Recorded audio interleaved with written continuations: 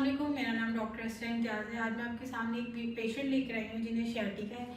इसे हम आम जुबान में अर्कुनसा या रीढ़ की हड्डी का दर्द भी कहते हैं। इसमें क्या होता है, आपके जो पेशेंट जो होते हैं उनकी जो डिस्क है वो स्लिप कर जाती है अपनी जगह से।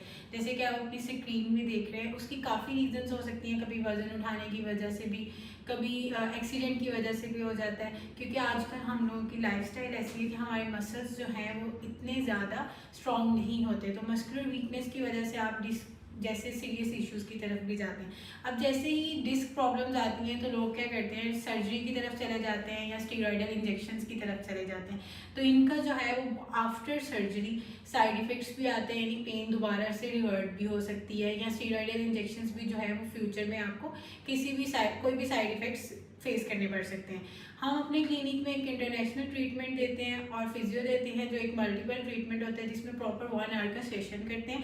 जो डिस्क इश्यूज़ या सीरियस, जैसे हम लोग कहते हैं मोरे में नस का दब जाना या मोरे का अपनी जगह से खिसक जाना, इस तरह के इश्यूज़ को रिजॉल्व करते हैं।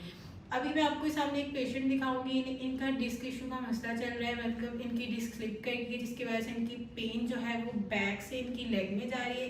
इस सिचुएशन में क्या होता है कि अक्सर आपका पाँव भी सुन कर जाता है।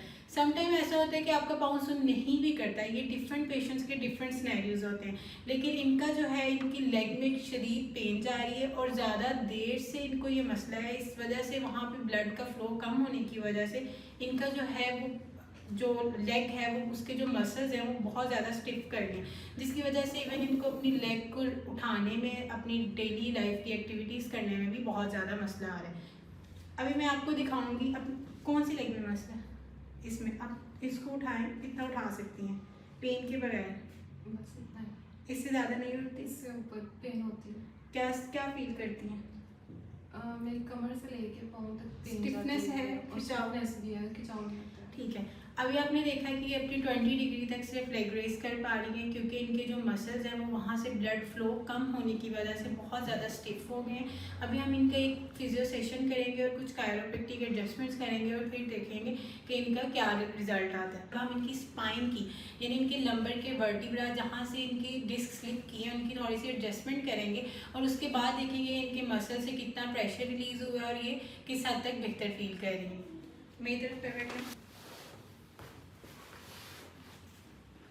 यहाँ से पेन निकलता है आपको। इनको इस पॉइंट से पेन फील होती है। ये L4 L5 है जिधर से शैटिक नर्व पास करती है और इनकी शैटिक नर्व की जो है वो इम्पेंजमेंट है जिसकी वजह से ये पेन फील करती हैं। अभी मैं इनकी इन वर्टिब्रास की एडजस्टमेंट करूँगी और उसके बाद देखूँगी।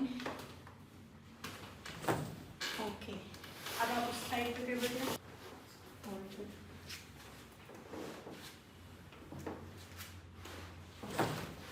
ठीक है, अभी आप उल्टा हो। अभी हमारे पास जो कायरोप्रैक्टिक टूल है जो अमेरिकन है उससे इनकी एडजस्टमेंट्स करेंगे और देखेंगे कि किस हद तक बेहतर फील कर रही है।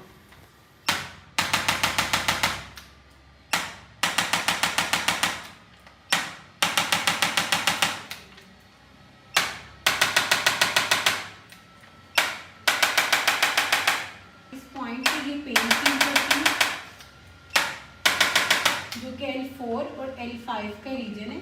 यहाँ से आप अपनी स्क्रीन में देख सकते हैं कि यहाँ से दो डिस्क वर्टिब्रास हैं L4 और L5 और उनके अंदर से आपकी नर्व पास करती है। जब ये डिस्क स्लिप करती है तो वो नर्व जो है वो इम्पेंज हो जाती है और आपका जो ब्लड सप्लाई है लेग में वो कम हो जाता है।